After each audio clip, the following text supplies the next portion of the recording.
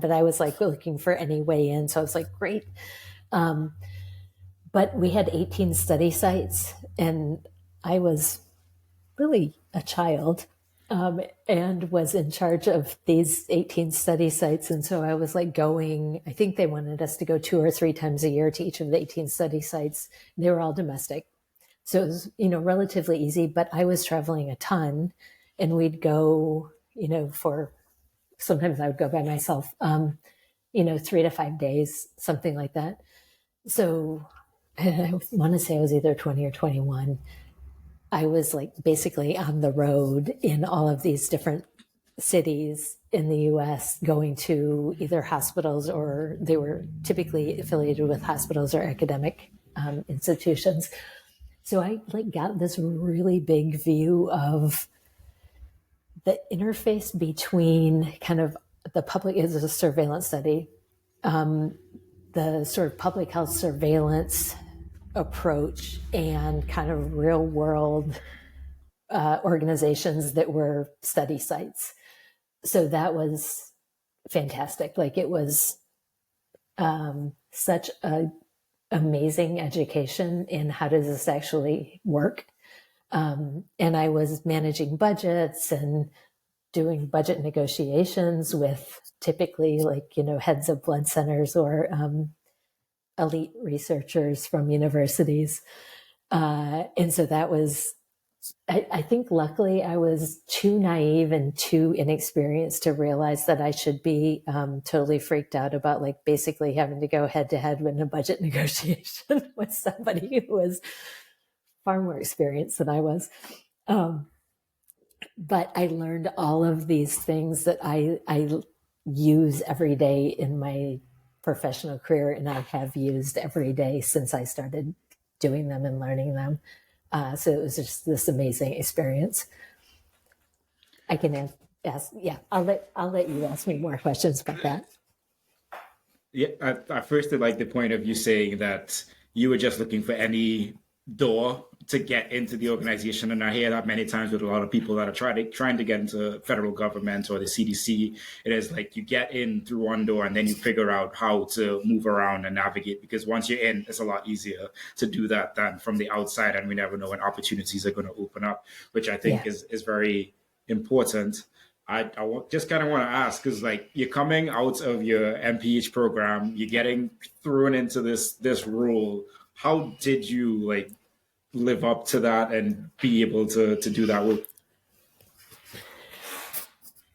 I'm tenacious, I think. I just tried to do a lot of critical thinking. So like I was laughing the other day because somebody asked me about what was one of the first things I did when I went to CDC, and answering that quite literally, I think I did budget negotiations like maybe 3 weeks in, and I didn't even know what it was. They were like, well, you have to go to this other office and do these budget negotiations. And I'm like, okay, well, can you tell me like what do I need to do? And they were like, here are all the cooperative agreement applications. They're all renewals. So here's the data on kind of, the number of people they've enrolled, the number of interviews they've done, like kind of the pieces of the study. And here's the budget. And so I was like, okay. So I did this calculation about like kind of the cost for everyone enrolled across different centers. And so I had across, all 18 sites, and I had basically, and I did it by hand, like this bar chart of, kind of our ROI basically, without really understanding, that's, business version of that would be an ROI. So I was able to go into these negotiations, and I was able to say like, well, looking at my analysis, it is costing us X amount for every participant you enroll in the study. And, that's in the, top 3 costs for our 18 centers. So we just, we can't keep paying that amount. People were stunned. Like, and it was like WebEx, so it was like some very like clunky video system, and it was they were mostly men, mostly MDs. And they were just like, their jaw dropped open. They were like, well, and they had I think at the time my boss was joking when he said this, but when he sent me to the negotiations, he was like, we really need to cut some budget. And I was like, okay, no problem. And so I did. I cut a lot of budget, but I came back and he was like, how'd it go? And I was like, oh, it went great. And he was like, did you cut the budget? And I said, yeah, no problem.